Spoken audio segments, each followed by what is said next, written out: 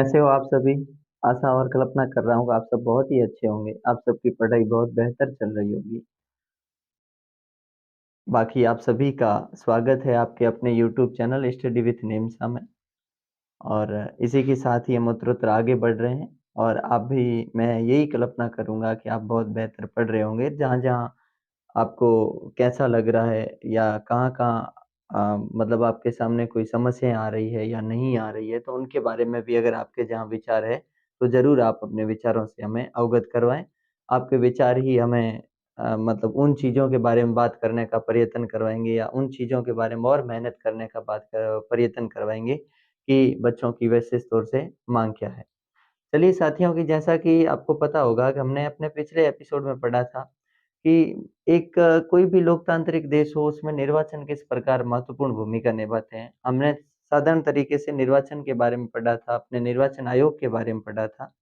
उसके बाद हमने पढ़ा था कि हिंदुस्तान में 2 ऐसी प्रणालियाँ हैं, एक तो अग्रता ही विजेता और दूसरी है समानुपातिक मतदान प्रणाली।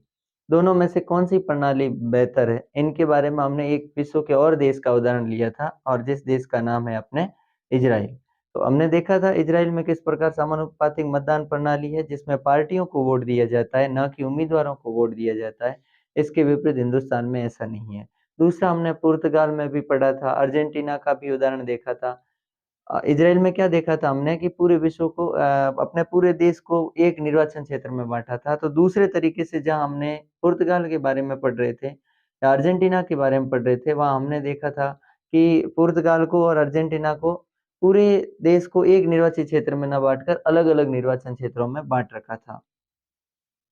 और तीसरा स्तर हमने देखा था हिंदुस्तान में कि हिंदुस्तान में किसी पार्टी को वोट नहीं दिया जाता बल्कि वोट किसी उम्मीदवार को दिया जाता है। हमारे देश में भी समानुपातिक मतदान प्रणाली है, जैसे राष्ट्रपति के चुनाव में है, राज्यसभा सदस्यों के चुनाव में है या मंत्रिपरिषद माफ़ कीजिएगा जो विधानसभा है, विधान मंडल में जो विधान परिषद है उसमें है। हालाँकि विधानसभा और लोकसभा में तो प्रत्यक्ष चुनाव होते हैं और उनमें अग्रता ही विजेता वाला मैटर काम आता है या वो प्रणाली यूज़ में अमूमन ज़्यादा ली जाती है।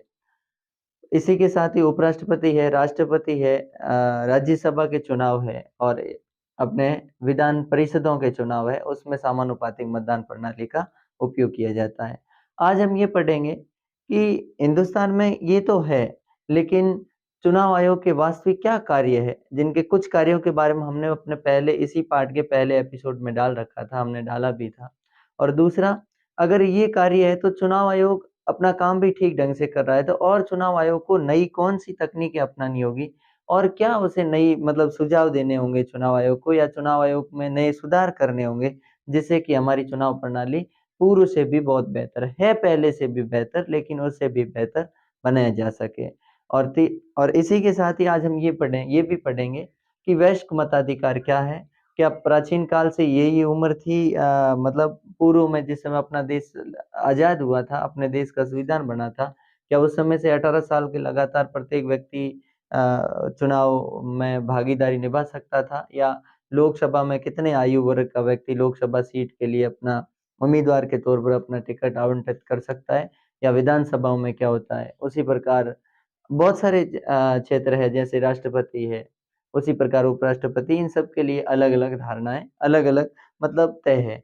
जैसा कि आप सबको पता होगा प्रतिनिधित्व अधिनियम 1950 और 1951 उसके साथ ही राष्ट्रपति निर्वाचन अधिनियम वगैरह सब अलग-अलग चीज़ें हैं। तो ख़ैर साथियों आज हम एक पहली तो बात करेंगे स्वतंत्र और निष्पक्ष चुनाव क्या होता है? स्वतंत्र व निष्पक्ष चुनाव। निष्पक्ष चुनाव। देखो चाहे कैसा भी लोकतांत्रिक देश हो, उसमें किसी भी क्षेत्र में जब तक चुनाव आयोग पूर्ण रूप से निष्पक्ष नहीं होगा, पूर्ण रूप से स्वतंत्र नहीं होगा, तब तक उस देश का विकास संभव नहीं है क्योंकि चुनाव आयोग के ऊपर ही उस देश की पूरी धुरी टिकी हुई है। क्योंकि अगर कोई भी चुनाव आयोग है, वो निष्पक्ष पूर्ण तरीके से निष्पक्ष और भेदभाव रहित न्यायपूर्ण ढंग से वो अगर चुनाव करवाता है, तो एक ऐसी सरकार का गठन होता है जो देश का विकास कर सके, जो नागरिकों के मन में ये भाव पैदा करे कि ये संविधान या ये सरकार देश के लिए या विकास के लिए बेहतर काम कर सकती है। इसके साथ ही हमने पूर्व में आरक्षण की व्यवस्था भी पढ़ी थी, जैसे एससी और एसटी मतलब अनुसूचित जाति और अनुसूचित जनजाति को आरक्षण भी दिया गया है। तो आरक्षण वाले मामले में भी हमने एक तो मुसलमानों के आरक्षण की बात की थी, मतलब अनुसूचित जाति को और अनुसूचित जनजाति के लिए अलग से सीटें आरक्षित कर रखी थी। हमने भारतीय संविधान के अलग अलग अनुच्छेदों के बारे में भी जिक्र किया था। इसके साथ ही उस समय कुछ मैंने नाम बताया था, वो नजमा हेपतुल्ला मुझे कुछ करके ऐसा याद आ रहा है। तो मुसलमानों में वो नहीं था, एक तजमुल्ला हुसैन नाम करके थे। उन्होंने कहा था कि जो ये मुस्लिमों के लिए अलग से या पृथक निर्वाचन प्रणाली है, ये एक अभिशाप है देश के लिए और इसने कहीं न कहीं हिंदुस्तान की विकास की प्रक्रिया को रोक रखा था। विकास की प्रक्रिया के आगे आने में सबसे महत्वपूर्ण अगर किसी ने भूमिका निभाई तो वो पृथक निर्वाचन प्रणाली ने है। तो फिर मतलब तजमुल्ला हुसैन ने कहा था कि भगवान के वास्ते या खुदा के वास्ते हमें आरक्षण मत दीजिए। और वहीं हमने ये भी बात की थी, आदिवासी नेता थे जयपाल सिंह, 1935 के अधिनियम में तत्कालीन अंग्रेज ब्रिटिश सरकार में लमसम 1585 विधानसभाओं की सीटें थी और 1585 विधानसभा सीटों में से मात्र आदिवासियों का जो प्रतिनिधित्व था वो केवल और केवल 24 सीटों तक सीमित रह गया था। इसलिए जयपाल सिंह जी ने कहा था कि नहीं, हमारे लिए अलग से अतिरिक्त आरक्षण होना चाहिए, हमें अलग से अतिरिक्त सीटें देनी चाहिए। इसका मुसलमानों ने क्या किया था, मुस्लिम संप्रदाय ने विरोध किया था कि हमें अलग से आरक्षण नहीं देना चाहिए।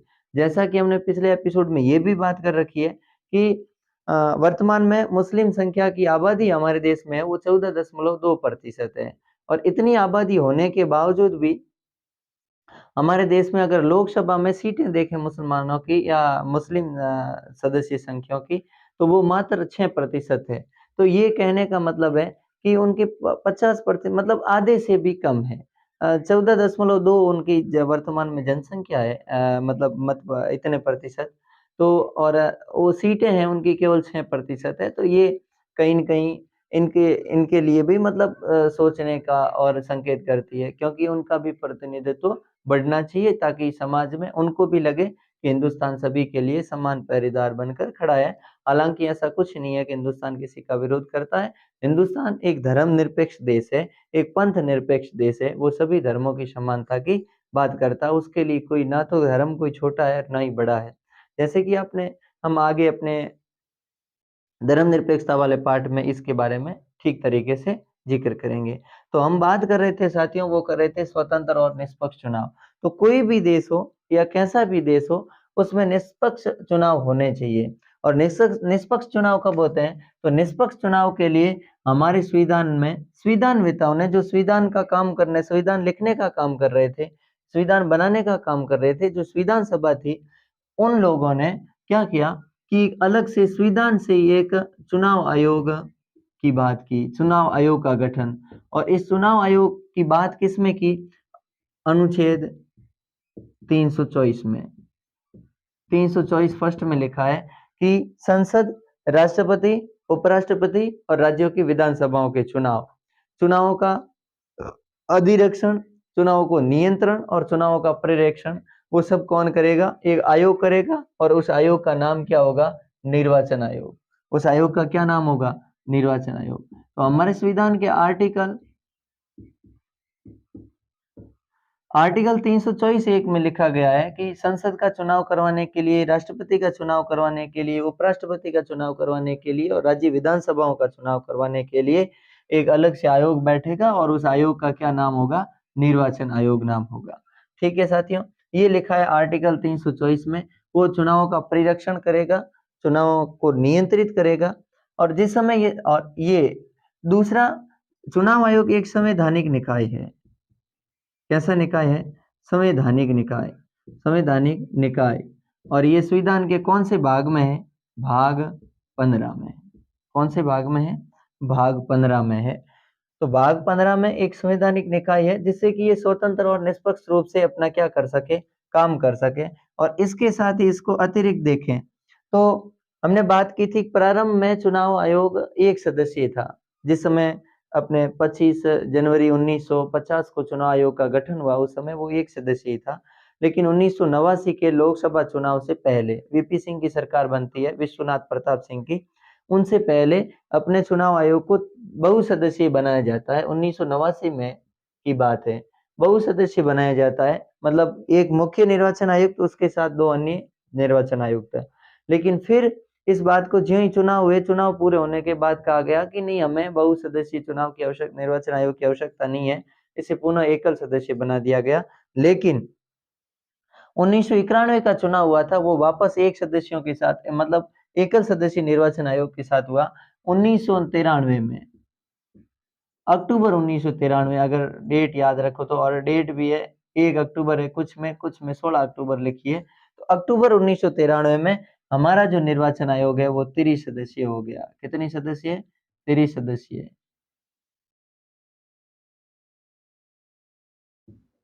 त्रिसदस्यीय हो गया, मतलब 3 सदस्य। त्रिसदस्यीय में क्या होता है, विशेष तौर से याद रखना, एक तो मुख्य निर्वाचन आयुक्त, चीफ इलेक्शन ऑफिसर, और 2 प्लस 2 अन्य आयुक्त, 2 अन्य निर्वाचन आयुक्त।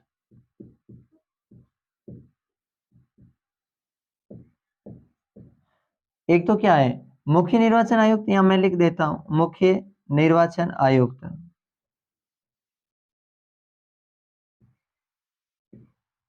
और इसके साथ में 2 अन्य निर्वाचन आयुक्त। ये मामला 1993 में आया था। उसके बाद लगातार आज तक इसको सुप्रीम कोर्ट ने ठीक ठहराया कि ये सही है, ताकि एक व्यक्ति अकेला काम करता है, पूरे देश को संभालता है, एक बहुत सारे लोग मिलके, मतलब 2 या 2 से अधिक लोग मिलके बात करते हैं, तो इतने बड़े देश में कानूनों का ठीक ढंग से सुचारू रूप से चलाने के लिए, स्वतंत्र चुनाव करवाने के लिए, निष्पक्ष चुनाव करवाने के लिए एक की बजाय तीनों की भूमिका बहुत बेहतर रहती है।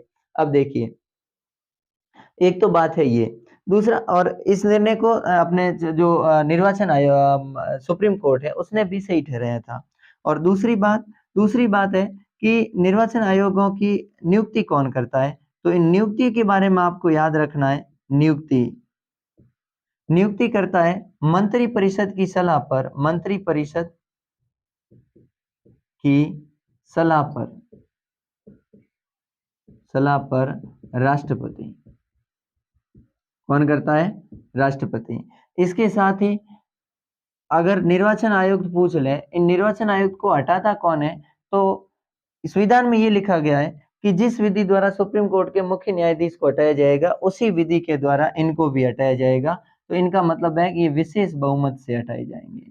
विशेष बहुमत के बाद राष्ट्रपति हटा सकता है, राष्ट्रपति हटा सकता है, ये बात है।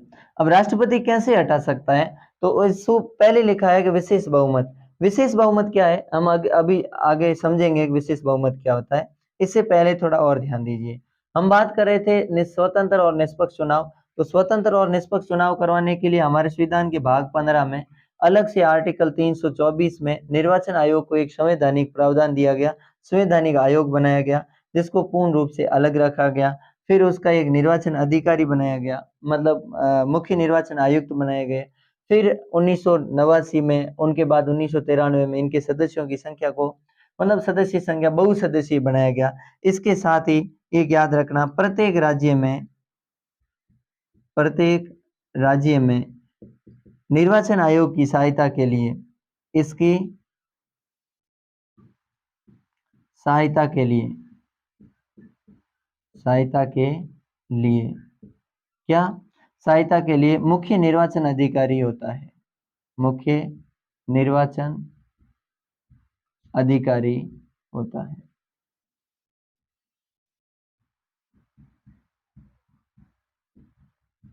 प्रत्येक राज्य में इनकी सहायता के लिए क्या होते हैं, मुख्य निर्वाचन अधिकारी।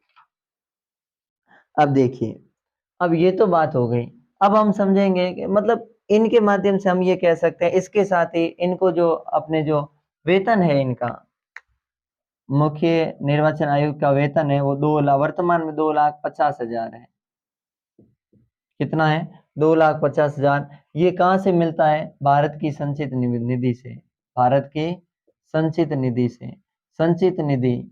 और एक याद रखना साथियों, भारत की संचित निधि से इनका वेतन मिलता है। अगर किसी भी व्यक्ति को, अगर कोई भी व्यक्ति इस पद को धारण कर लेता है तो इस पद को धारण करने के बाद उनके वेतन और भत्तों में कोई मतलब कटौती नहीं की, अलाभकारी परिवर्तन नहीं किया जाएगा, कटौती नहीं की जाएगी।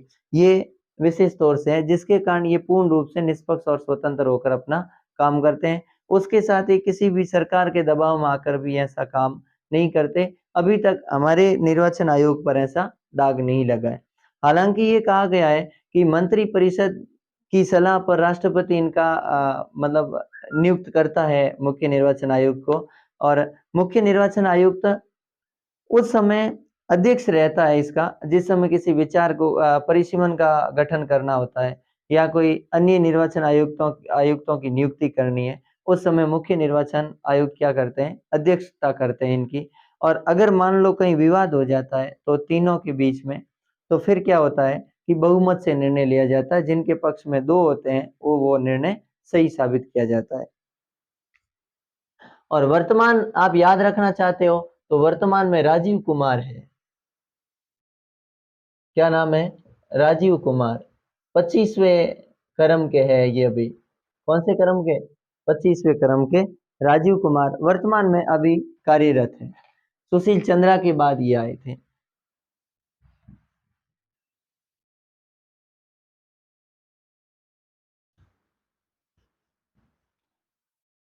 तो अब साथियों बात करते हैं हम विशेष बहुमत की। विशेष बहुमत क्या है?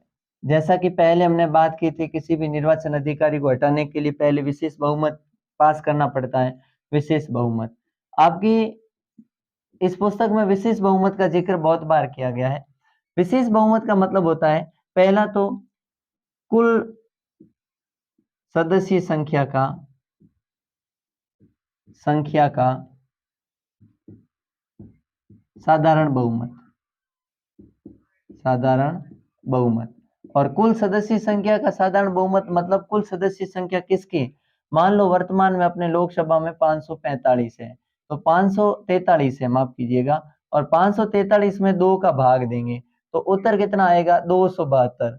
272 मतलब पॉइंटों में आएगा, लेकिन उसके अगली वाली संख्या है 272 क्या है? बहुमत है।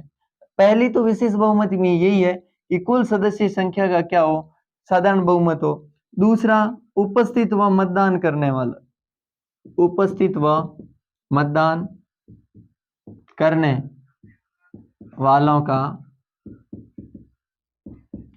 2/3 बहुमत, 2/3 बहुमत। अब 2/3 बहुमत का मतलब देखिए, अगर मान लो सदन में 272 सदस्य नहीं है तो फिर सदन में कोई भी विधेयक मतलब ये इनको हटाने का प्रस्ताव उस दिन लाया ही नहीं जाएगा, अविश्वास प्रस्ताव जारी ही नहीं किया जाएगा। मान लो 200 500 में से 272 प्लस लोग हैं, मान लीजिए इस दिन 300 लोग उपस्थित हुए। लोकसभा में कितने लोग? 300 लोग हैं, तो 272 प्लस है, इसका मतलब कुल सदस्य संख्या का साधारण बहुमत तो हो रहा है। 300 में से 272 तो इनके पक्ष में आ रहे हैं। फिर दूसरा क्या कह रहा है कि उपस्थित व मतदान करने वालों का 2/3 बहुमत होना चाहिए। तो इनका 2/3 मतलब ये कह रहा है कि 200 व्यक्ति ये कहने चाहिए कि हाँ, कि मतलब जो व्यक्ति है या जो निर्वाचन आयुक्त है उसे हटाना चाहिए। तो अगर 200 व्यक्ति उनके साथ में क्या करते हैं? समर्थन करते हैं, उनके पक्ष में होते हैं, तो फिर ये विशेष बहुमत होता है। और उसके बाद ये विधेयक किसके पास जाता है? राष्ट्रपति के पास जाता है। और अंतिम मोहर किसकी लगती है? अंतिम तौर पर राष्ट्रपति अपने हस्ताक्षर करते हुए, अपने हस्ताक्षर करते हुए इस पद को रिक्त कर देता है, इस पद को रिक्त कर देता है। ज्यों ही राष्ट्रपति हस्ताक्षर करता है तो स्वतः ही वो पद क्या हो जाता है? रिक्त हो जाता है, राष्ट्रपति के हस्ताक्षर के तुरंत बाद। और उसी प्रकार 2 अन्य वरिष्ठ न्यायाधीश होते हैं, उनके साथ भी यही होता है कि फाइनल उसमें भी राष्ट्रपति। ये कहने का मतलब है पूर्ण, यहाँ पर भी विशेष बहुमत की बात यही है। आगे हम और विशेष बहुमत की बात करेंगे, जैसे कि कोई विधेयक है, जैसे आर्टिकल 368 के बारे में पढ़ेंगे हम संविधान में संशोधन की शक्ति में, तो उनमें भी ए, बी और सी 3 अलग-अलग है, जिसमें एक विशेष बहुमत है, एक साधारण बहुमत है और एक विशेष बहुमत प्लस कम से कम आधे राज्यों की बात की गई है। खैर वो हम आगे पढ़ेंगे। अब इसके बाद अगला बात है कि चुनाव आयोग के क्या-क्या कार्य हो सकते हैं। चुनाव आयोग ने क्या-क्या किया और उनके क्या-क्या कार्य। उससे पहले थोड़ा-सा हम एक और चीज ले लेते हैं। वो चीज है कि वयस्क मताधिकार क्या है। जैसा कि नाम आते ही, वयस्क मताधिकार का नाम आते ही सबसे पहले हमारे मन में यही विचार आता है कि 18 वर्ष का अगर कोई भी व्यक्ति है, जिसे वयस्क मताधिकार मताधिकार 18 वर्ष का वह व्यक्ति जिसका मतदाता सूची में नाम हो और उसे मत देने का अधिकार,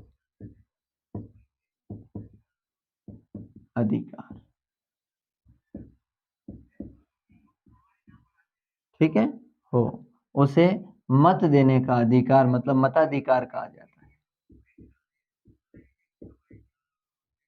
अब इधर देखिए कि 18 वर्ष का वो व्यक्ति, ये अभी है, पहले मूल संविधान में था, मूल संविधान में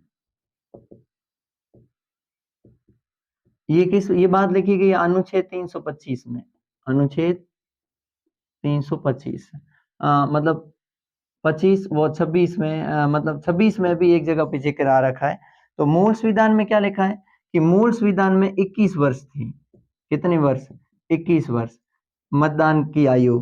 1989 में एक संशोधन हुआ, 61वां, तो मैं यहाँ लिख दूं 61वां संविधान संशोधन, 61वां संविधान संशोधन। और यही प्रश्न पूछा था कि एक कौन से संविधान संशोधन के जरिए मतलब मतदान की आयु को 21 वर्ष से घटाकर 18 वर्ष किया गया। अभी रीट में प्रश्न पूछा था, तो वो था 61वां संविधान संशोधन, जिसमें 21 से घटाकर कितना कर दिया गया? 18। 61वें संविधान संशोधन 1989 के जरिए मतदान की आयु 18 वर्ष कर दी, 18 वर्ष कर दी गई।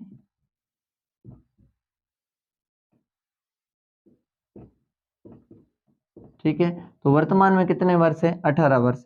इससे पहले मोतीलाल नेहरू ने कहा था, जवाहरलाल नेहरू जी के पिताजी, 1924-25 की बात है कि उस समय उन्होंने कहा था कि भाई 24 वर्ष कर लेते हैं। हालांकि उस समय वो लागू नहीं थी, क्योंकि हमारा देश का संविधान तो 26 जनवरी 1950 को ही लागू हुआ। तो उसके बाद हमने 21 वर्ष तय की और उसके बाद 1989 में ऐसा लगा कि लोकसभा की आयु अपनी है, अगर कोई भी व्यक्ति है लोकसभा का उम्मीदवार या चुनाव 25 वर्ष का लड़ सकता है। तो उस समय लोगों ने सोचा, या जो सरकार है या मंत्री है या वहाँ मतलब उस समय 1989 में राजीव गांधी की सरकार ने सोचा कि फिर किसी भी व्यक्ति को, अगर कोई भी व्यक्ति कम उम्र में मतलब 25 उम्र के तुरंत वर्ष के तुरंत बाद लोकसभा चुनाव लड़ना चाहता है, तो उसे इतना अनुभव नहीं होता, या वो लोकतंत्र के संदर्भ में या चुनाव के संदर्भ में इतना मजबूत नहीं होता कि जितना उसे होना चाहिए। तो फिर उन्होंने कहा कि 3 वर्ष कम किया जाए और उन्होंने फिर कितनी कर दी? 18 वर्ष कर दी। तो आपको ये भी याद रखना है। अब देखिए दूसरी बात कि भारतीय संविधानवेत्ता ये भी जानते थे कि उन्होंने स्त्री पुरुष सबको वयस्क मताधिकार का अधिकार दिया, और इसके साथ ही जब उसके ना तो किसी जाति के आधार पर भेदभाव, ना किसी धर्म के आधार पर, ना कोई लिंग के आधार पर, ना जन्म स्थान के आधार पर, किसी भी आधार पर कोई भेदभाव नहीं किया गया इनके साथ, और उनको पूर्ण रूप से क्या दिया गया? अधिकार दिया गया, मतदान देने का मताधिकार दिया गया, चाहे स्त्री हो चाहे पुरुष हो। हिंदुस्तान दुनिया के उन देशों में से एक देश है जो स्त्री और पुरुष दोनों को एक साथ मताधिकार देने की बात की है या मताधिकार दिया है। बाकी विश्व के बहुत सारे विकासशील देशों में या विकसित देशों में महिलाओं को मताधिकार के लिए बहुत सारा संघर्ष करना पड़ा। खैर, अब अगली बात है कि ये हो गया, मताधिकार की बात हो गई। उसके बाद संविधान वेताओं ने ये भी कहा कि अगर कोई व्यक्ति अशिक्षित है फिर भी उसे मत देने का अधिकार है और उसे चुनाव लड़ने तक का अधिकार है। और उसमें क्या लिखा गया, उसमें ये बात की गई थी, जैसे कि बात करें कि अगर कोई भी व्यक्ति लोकसभा का सदस्य बनना चाहता है या लोकसभा का चुनाव लड़ना चाहता है तो 25 वर्ष उम्र होनी चाहिए उसकी, 25 वर्ष आयु। उसी प्रकार अगर कोई राष्ट्रपति है तो 35 वर्ष न्यूनतम होनी चाहिए। राष्ट्रपति है या उपराष्ट्रपति है, उपराष्ट्रपति या राष्ट्रपति, राष्ट्रपति, उपराष्ट्रपति, इनके लिए 35 वर्ष न्यूनतम होनी चाहिए। लोकसभा सदस्य बनने के लिए 25 वर्ष, वहीं राज्यसभा सदस्य बनने के लिए न्यूनतम कितनी होनी चाहिए, 30 वर्ष। ये अब देखिए, अब आपके मन में ये बात आ रही होगी, क्या प्रधानमंत्री बनने के लिए भी कोई उम्र निश्चित है? प्रधानमंत्री बनने के लिए कोई उम्र निश्चित नहीं है। अगर किसी भी व्यक्ति को प्रधानमंत्री बनाया जाता है, अगर वो राज्यसभा का है तो उसके लिए 30 वर्ष है, और अगर वो लोकसभा का है तो उसके लिए 25 वर्ष है।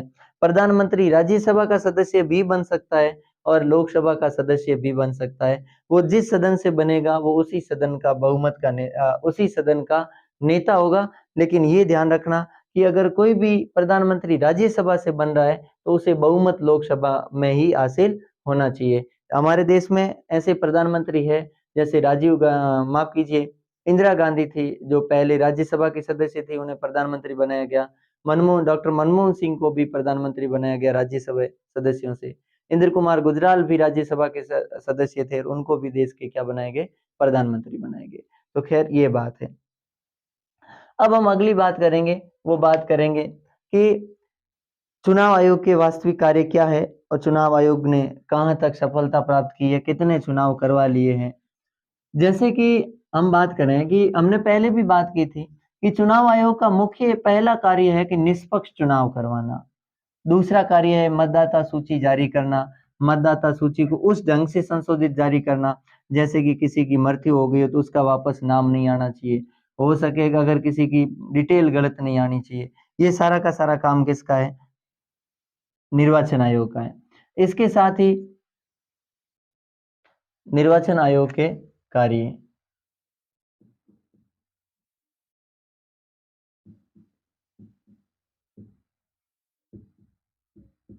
निर्वाचन आयोग के कार्यों में पहला कार्य है निष्पक्ष चुनाव करवाना, ठीक है। दूसरा, चुनावों में नामांकन,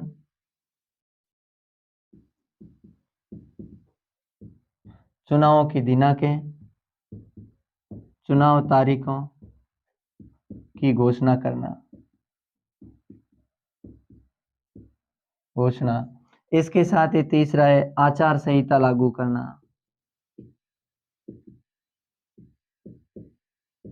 लागू करना। इसके साथ ही चौथा मतदाता सूची जारी करना, मतदाता सूची जारी करना, संशोधित करना मतदाता सूची को, संशोधित करना।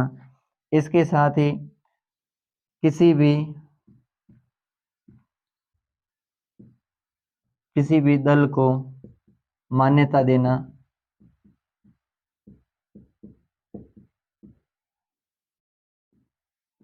किसी भी दल को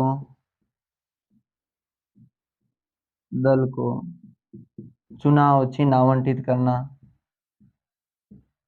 चुनाव चिन्ह में आप सब समझते हो, आवंटित करना। जैसे कि आपको पता है वर्तमान में भारतीय जनता पार्टी का कमल का फूल है, उसी प्रकार कांग्रेस का हाथ है, उसी प्रकार बसपा का हाथी का निशान है, और उसी प्रकार आम आदमी पार्टी का, हाँ, तो उस प्रकार बसपा का है जो हाथी का निशान है, आम आदमी पार्टी का जो झाड़ू वगैरह है। तो मतलब बहुत सारे, और वर्तमान में 8 अगर आपको याद रखने हैं तो 8 राष्ट्रीय दलों को मान्यता प्राप्त है। बाकी छोटे मोटे दल तो बहुत है, ये 8 तो क्या है, राष्ट्रीय दल। 2019 में 17वीं लोकसभा का चुनाव लड़ा था, उसमें 17वीं लोकसभा में 7 दल थे राष्ट्रीय। कितने दल? 7 दल, अभी 2020-21 में ही 8वें दल को राष्ट्रीय दल के तौर पर मान्यता प्राप्त हुई है। तो ये भी सारा का सारा काम कौन करती है? निर्वाचन आयोग। अब हम बात करेंगे निर्वाचन आयोग कहाँ तक सफल हुआ, क्या निर्वाचन आयोग में कोई समस्या है? देखो, वैसे देखा जाए तो कुछ न कुछ सुधार की तो सभी में आवश्यकता होती है, क्योंकि परिवर्तनता ही प्रकृति का नियम है, तो कुछ न कुछ परिवर्तन तो होना ही चाहिए। खैर, इसके बारे में हम बात करें कि अगर निर्वाचन आयोग के बारे में सफलता की बात करें, तो पहला चुनाव 1952 में हुआ। 1952 से लगाकर 17वीं लोकसभा के चुनाव, 17वीं लोकसभा के चुनाव कब हुए? 17वीं लोकसभा के चुनाव 2019 में। यहाँ तक निर्वाचन आयोग ने अपना किस परिस्थितियों में चुनाव करवाए? देश के सामने अलग-अलग परिस्थितियां थी, गठबंधन के समय अलग परिस्थितियां हुई, आपातकाल के समय अलग परिस्थितियां हुई, किसी समय चुनाव प्रचार के समय देश के प्रधानमंत्री तक की मृत्यु हो गई थी, तो या हत्या हो गई थी। उस समय भी देश को किस प्रकार हैंडल किया गया? कभी-कभार सांप्रदायिक दंगे हो गए थे, उस समय भी देश को किस प्रकार हैंडल किया गया और देश में निष्पक्ष तरीके से चुनाव करवाने का प्रयत्न किया, वो भी निर्वाचन आयोग की सफलता का ही एक बहुत बड़ा रहस्य है या उसकी भूमिका है। तो हम देखते हैं, ये तो चुनाव आयोग, निर्वाचन आयोग के कार्य है कि वो निष्पक्ष चुनाव करवाता है। इसके साथ ही वो चुनावों में नामांकन दाखिल करवाता है, मतदाता सूची जारी करता है, उसी प्रकार राजनीतिक दलों को मान्यता देता है, उनके चुनाव चिन्हों को आवंटित करता है। अब देखो, तो हम कैसे कह सकते हैं कि ये पूर्ण रूप से सफलतम रहा है? एक तो लिखना है 1991 में चुनाव में चुनाव में या चुनाव के समय लिख देते हैं, के समय पूर्व प्रधानमंत्री की हत्या, पूर्व प्रधानमंत्री राजीव गांधी की हत्या, राजीव गांधी की हत्या हुई उस समय भी निर्वाचन आयोग द्वारा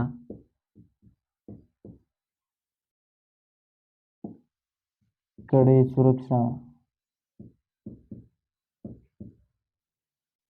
कड़ी सुरक्षा के साथ चुनाव संपन्न करवाए, ऐसी स्थिति में भी करवाए। इसके साथ ही दूसरी हम कह सकते हैं 2002 में गोधरा कांड, गोधरा कांड के समय सरकार बीच में गिरी थी, तत्कालीन मुख्यमंत्री थे गुजरात के, कौन? नरेंद्र भाई मोदी। तो गोधरा कांड के समय चुनावों को कुछ समय तक स्थगित, कुछ समय के लिए स्थगित किया गया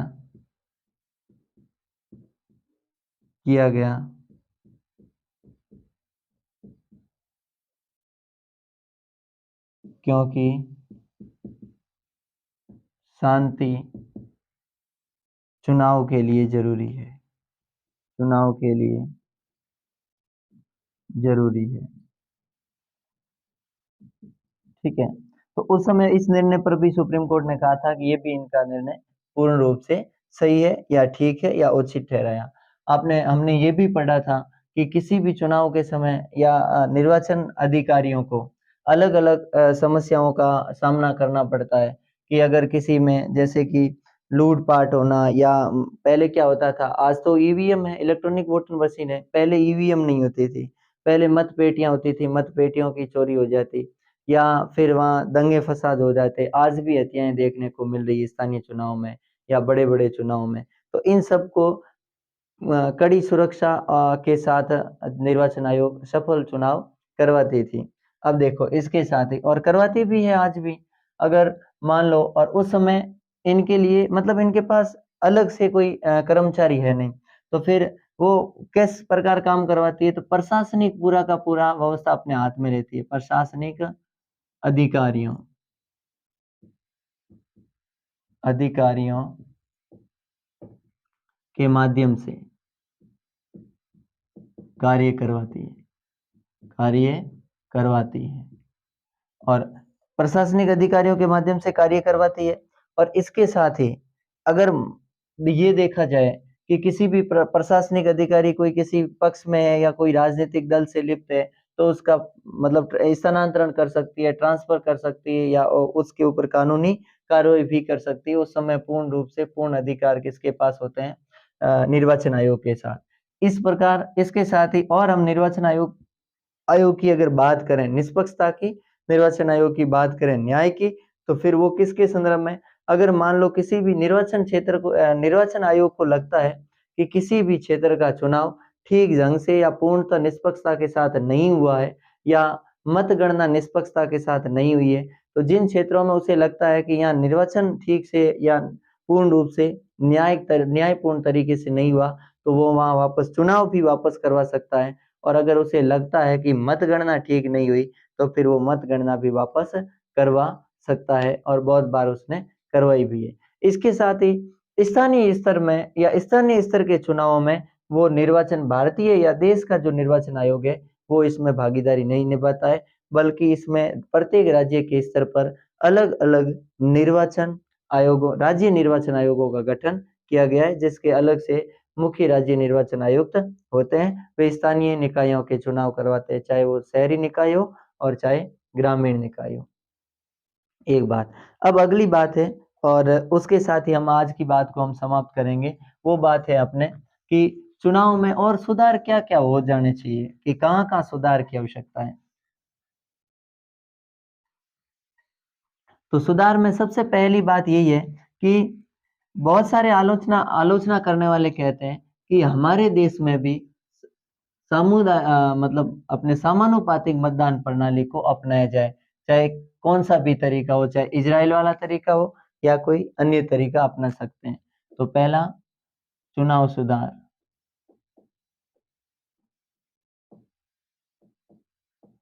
पहला, समानुपातिक प्रणाली को अपनाया जाए। ठीक है।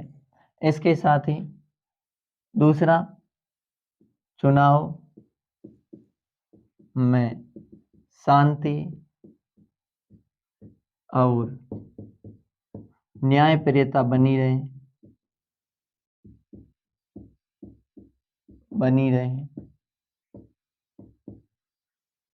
पहला क्या है? समानुपातिक प्रणाली को अपनाया जाए, चाहे उसका कौन सा भी तरीका अपनाओ। दूसरा है चुनाव में शांति और न्यायप्रियता बनी रहनी चाहिए। तीसरा, फिजूल खर्ची पर रोक लगनी चाहिए। फिजूल खर्ची पर रोक लगनी चाहिए। अब फिजूल खर्ची पर रोक मतलब समझते हो? जैसे कि आपको पता होगा, जैसे विधानसभा का कोई चुनाव लड़ रहा है, कोई लोकसभा का चुनाव लड़ रहा है, तो उसमें लाखों करोड़ों रुपए तक खर्चा हो जाता है। स्थानीय स्तर पर भी सरपंचों के चुनाव में भी खर्चा लाखों में चला जाता है। हालांकि इतना नहीं है। निर्वाचन आयोग का तय किया गया है, जैसे सरपंच के चुनाव में गवर्नमेंट की ओर से 50,000 खर्च करने की अनुमति है। उसी प्रकार एक एमएलए है, तो एमएलए मेरे ख्याल से 25 लाख खर्च कर सकता है। और उसी प्रकार अगर कोई एमपी चुनाव लड़ रहा है, तो उसके लिए 50 से 75 के आसपास लाख के आसपास वो इतने रुपए खर्च कर सकता है और उसकी भरपाई वो मतलब राजनीतिक दल या सरकार करेगी, ऐसा है। हालांकि वास्तविक क्या है, एमएलए और एमपीओ के चुनाव में खर्चा जाता है वो लमसम 2-2, 3-3, 4-4, 5-5 करोड़ के आसपास खर्चा चला जाता है। तो ये फिजूल खर्ची पर भी क्या लगे? रोक लगे। और अगर फिजूल खर्ची पर रोक लगेगी तो लोग करप्ट होना कम हो जाएंगे, मतलब भ्रष्टाचार धीरे धीरे स्वतः ही क्या हो जाएगा? कम हो जाएगा। तो एक है फिजूल खर्ची। नंबर 4, दोषी व्यक्तियों को दोषी व्यक्तियों को दोषी व्यक्तियों में कौन? फौजदारी का मुकदमा हो, जिस पर फौजदारी का मुकदमा हो या और ले सकते हैं, या दो या दो से अधिक समय तक किसी मुकदमे में कोई व्यक्ति जेल में रहा हो तो उसे चुनाव नहीं लड़ने देना चाहिए। ये भी तो सुधार की आवश्यकता है, ऐसा भी तो होना चाहिए। इसके साथ ही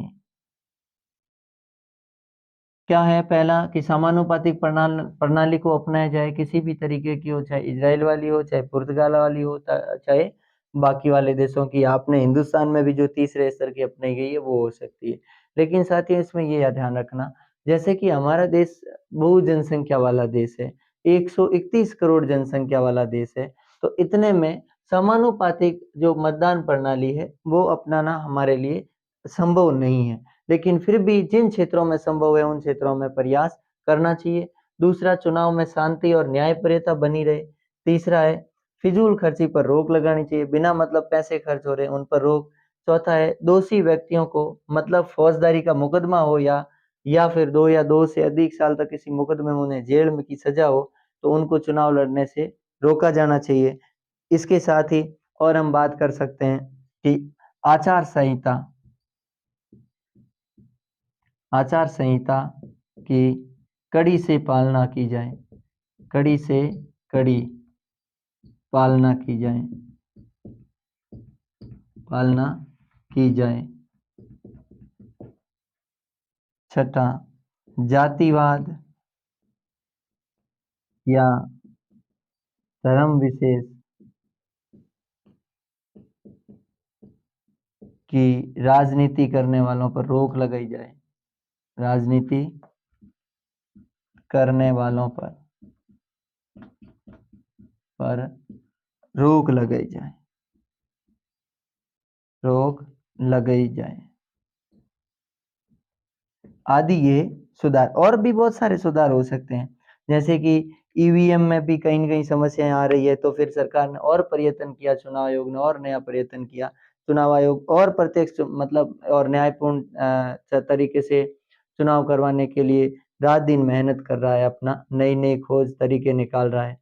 पहले क्यों शुरुआत में, जैसे कि हमने पहले आम चुनाव में पढ़ा था कि वो किस प्रकार चुनाव करवा रहा था, मतलब एक किस प्रकार डिब्बे में के जरिए चुनाव करवाया जाता था पर्चा डाल के। लेकिन धीरे धीरे उसने अपने ये सारे तरीकों को बदला है और धीरे धीरे अपने सुधार में आ रहा है। खैर, आज तक चुनाव आयोग के ऊपर कोई दाग नहीं लगा है, फिर भी सुधार करने की आवश्यकता है। फिर भी हमेशा व्यक्ति को हमेशा परिवर्तनशीलता के साथ जीना चाहिए, चाहे किसी भी क्षेत्र में हो। हम भी मेहनत कर रहे हैं तो हमारे मेहनत के पीछे भी हमारा भी लक्ष्य यही होना चाहिए कि कुछ न कुछ नया परिवर्तन आए, हमारी जिंदगी में भी आए, तो प्रत्येक क्षेत्र में कुछ नया परिवर्तन आना चाहिए। नया परिवर्तन ही कुछ न कुछ नया स्कोप बढ़ाएगा, नए क्षेत्र को बढ़ाएगा, और जिससे ही मानव का भी विकास होगा, जिससे देश की एकता और अखंडता मजबूत होगी, और जिससे ही राष्ट्र का विकास होगा। अगर इसी प्रकार धीरे धीरे छोटे समूह से विकास होना शुरू होगा तो धीरे धीरे वो विकास एक बड़े स्तर पर पहुंच जाएगा।